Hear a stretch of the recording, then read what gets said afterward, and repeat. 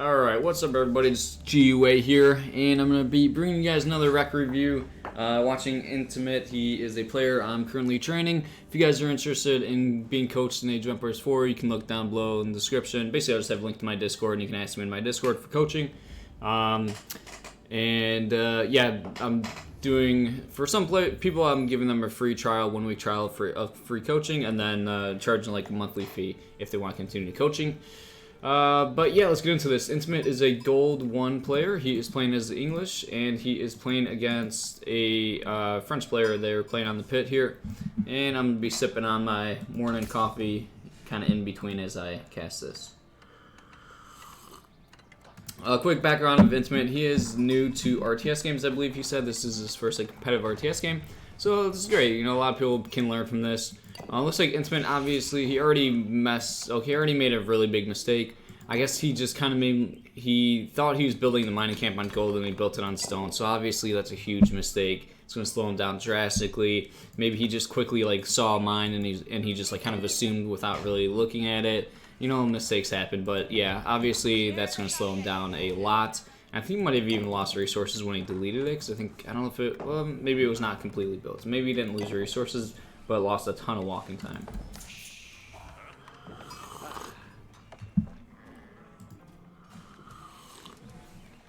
Okay, it goes for an Age 1 mill. If you're doing an Age 1 mill, you're going to want to get early wheelbarrow. He does get early wheelbarrow with English, which is, you know, a good build to do. He's just getting it extremely late. I think he started at almost 2 minutes, you know, for big reason because he actually went to gold, or actually went to stone. So it's a nice build doing Age 1 wheelbarrow. It's pretty much meta for English usually, but he just, you know, started researching extremely late. And now even adding farms in Age 1. It's pretty meta, pretty normal for English.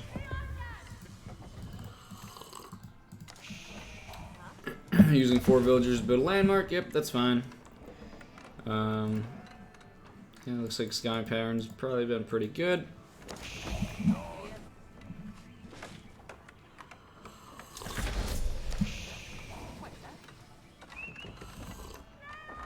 And now he's going on stone. One thing here is he's using all 3 villagers to build the mining camp.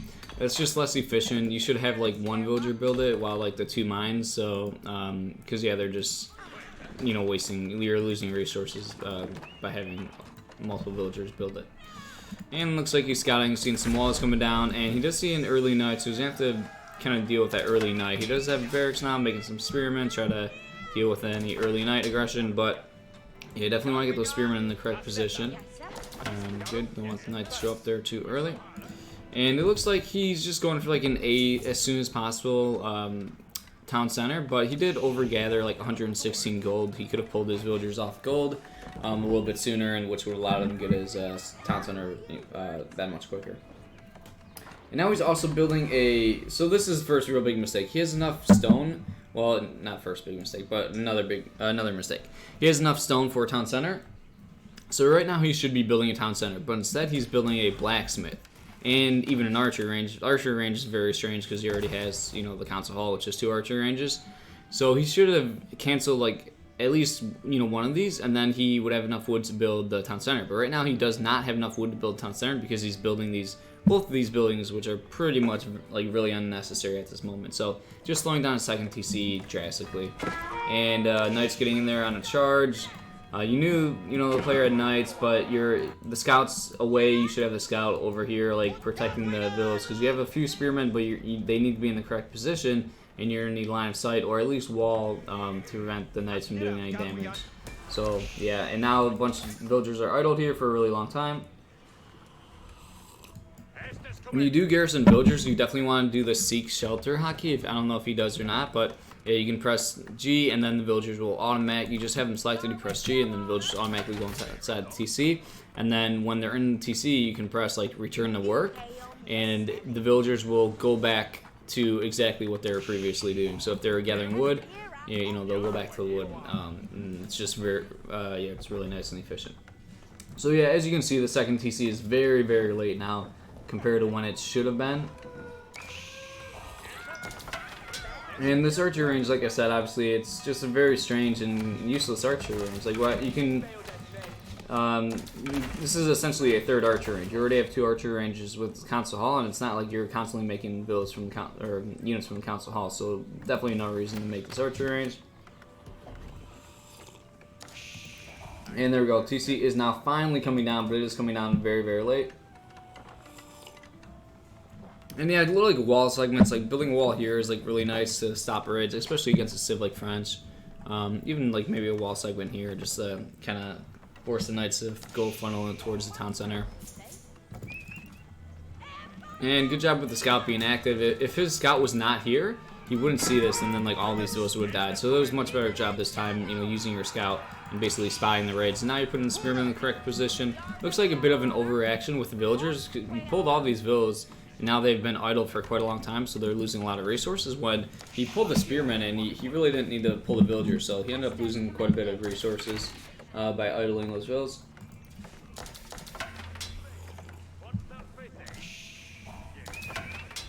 Tower come down. Yeah, it's always nice to kind of build towers with English, so that's fine.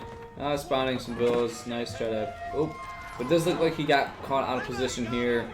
You know, didn't have line of sight. Maybe I think his scout was here, but his scout died, and he was just kind of out in front of his TC with like a very small army, without really having vision. So army just out of position, and there's nothing like you're even protecting. There's no reason for your army to be here. Like all of your economy is like back here. So like, what are you protecting? Like, there's no reason for your army to be standing in this location when you're going for like a fast second TC.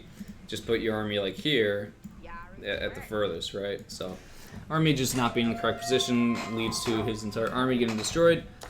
Now he's behind by quite a lot.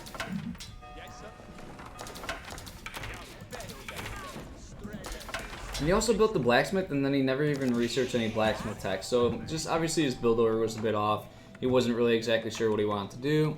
You know, the blacksmith ended up slowing down the second TC, and he didn't even use the blacksmith yet.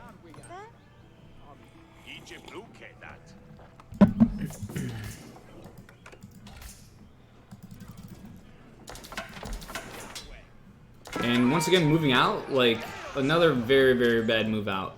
He already knew that his opponent basically had a bigger army. Like, Intimate just got his entire army wiped in the previous fight, so you know you're behind in military. And then Intimate just kind of moved out for no reason, when there's literally no reason for him to even leave his base. And he moved out without a scout. Like, if he had a scout with the army, then you would be able to see, like, oh, like the French has a huge army, like, oh crap, I need to back up. But instead he moves out with units that have very little line of sight, and he just gets caught out of position once again and basically just deletes his entire army.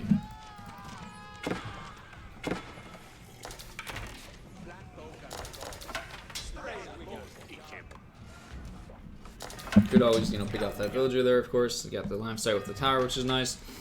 And, you know, you could always build a tower here if you really want to get some more line of sight, or just, you know, have a scout to give you some line of sight. Putting down some more farms, nice. And yeah, there he goes. Now he's like, yeah, let me just put down a tower. Yeah, not a bad option. And yeah, he's trying to build more farms, so that's fine. If he was going to build more farms over here, probably would have been maybe better to put farms over here, but if you want to build more farms this way, maybe you could have put the tower a little bit more forward, excuse me.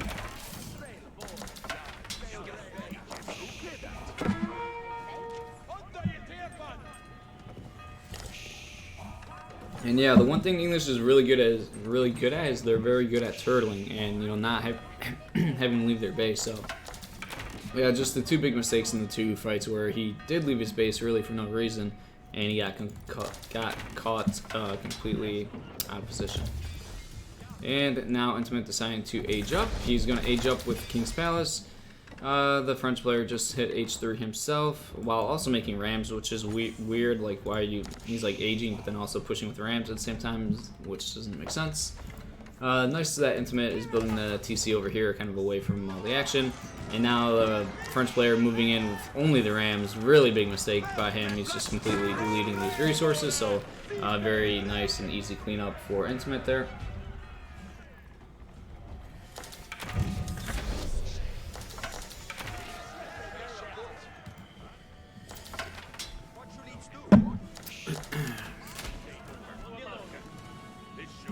And building siege workshop. Making a monastery. There's, I guess, one relic. Monastery is maybe not the best right here because you don't have map control and, like, I don't know, you can get a single relic, but it's maybe more important to hold, like, the timing push that's, you know, probably coming. And also, he doesn't have a scout. You can maybe build stable and train a scout. So you can get some more line sights and, like, know what's going on. You really have no idea what is going on with your opponent.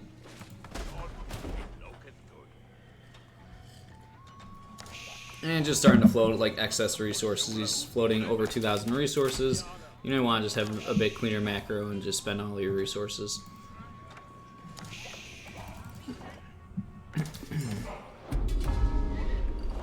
But yeah, Intimate is just completely in the dark. He hasn't trained a scout for a very, very long time. He hasn't seen his opponent's base like at all this game. I mean, he knows there are some walls. He has no idea what his opponent's army looks like, so he doesn't even really know what military units he should be making. Because he doesn't know what his opponent's army composition is. So definitely playing very in the dark. And his army is even like I would even say this is like out of position. Like for all Intimate knows is there could be like 3 Mangonels like right here, and they could just fire away and like you know, kill all these longbows like in a second. So yeah, positioning your army here without a scout, without the live sight is risky. And it's also like, where are they protecting? Like nothing really. You could, I don't know, put them back a little bit more here. So yeah, it's another slightly risky thing. And then moving out once again, this is what I hate. Like I said, there could literally be like 4 Mangonels or 5 Mangonels here. You have no idea. And like you get your entire longbows deleted. So he's just moving his entire army out with having zero clue of what the opponent's army looks like. And you know, the opponent's army can be double, triple the size of his army, yet he's just moving out. And now he's also caught out of position where his 2 forces are completely split from one another. And there we go, like I said, Mangonel is not far away. It was onto the spearmen and not the longbows, thankfully, but yeah, so Intimate once again just getting caught out of position, kind of deleting a good chunk of his army. I guess the spearmen did take down like a fair amount of knights in that fight, as the micro positioning from the French player wasn't the best either. But overall, not the type of fight you want to be having as the English player. Now that you see Mangonels, you already have Siege Workshops, so you definitely want to start making some Springolds. Really need to queue up them Springolds ASAP. And now it really comes down to macro. This is the biggest thing that players struggle with, you know, even at high levels, but especially at like the lower middle levels, is macro. It can be very difficult to spend all your resources in this game, especially the later the game goes on, because it just requires a lot of APM and all of that. And if you just take a look at Intimate, he's floating like over 9k res, I think, which is like an insane amount of res to be floating. Like he could maybe be at like 200 population right now if he spent like all of his resources, or like, you know, very close. So yeah, he could have way more army and with the amount of resources he has accumulated. So yep, just a matter of having enough military buildings, training units quick enough, and all that stuff. Just spending the rolls.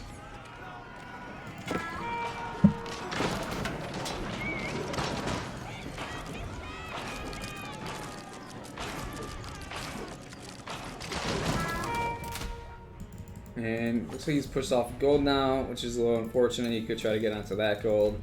But either way, you could make a ton of, like, I don't know, so a lot of food and wood for units.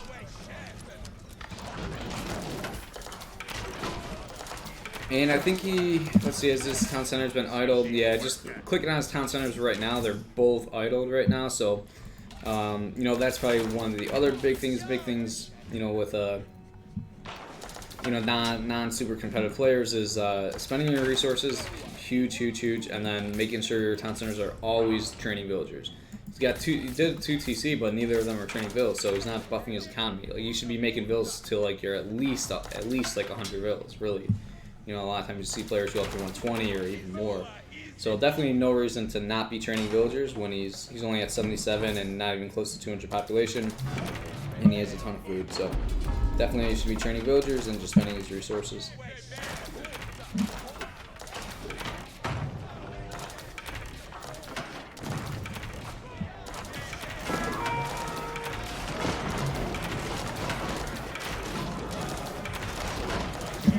And just really not enough Springolds. He knew that his opponent had a bunch of Mangonels and he didn't make enough Springolds. Yeagle. Just wrapping up a rec review. And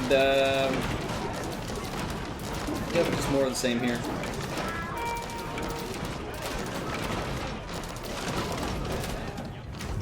Alright, and that's a wrap to that game. So, yep, I guess the major turning points were, number one, his initial start was bad, where he accidentally built a mining camp on stone instead of gold mine, so that slowed down his build a lot. He did the Age 1 wheelbarrow, which was nice, but he just started researching it very, very late. He also slowed down his second town center massively by building like a useless archer range and a blacksmith, instead of building the TC, which would have been a lot sooner. He didn't use scouts a whole lot, so he put his army out of position multiple times and just basically deleted his army like on 3 separate occasions by putting them out of position, and then also having idle TC and just not spending his resources. And yeah, I don't know if I ever come across it as like overly negative or speaking harshly about the mistakes. I think it's just the way I always look at Rex, my Rex, and everyone's Rex, just to like overemphasize the mistakes so that you can clearly see where the mistakes are. But yeah, that's going to be a wrap for this one. Alright guys, thanks for watching. See you in the next one.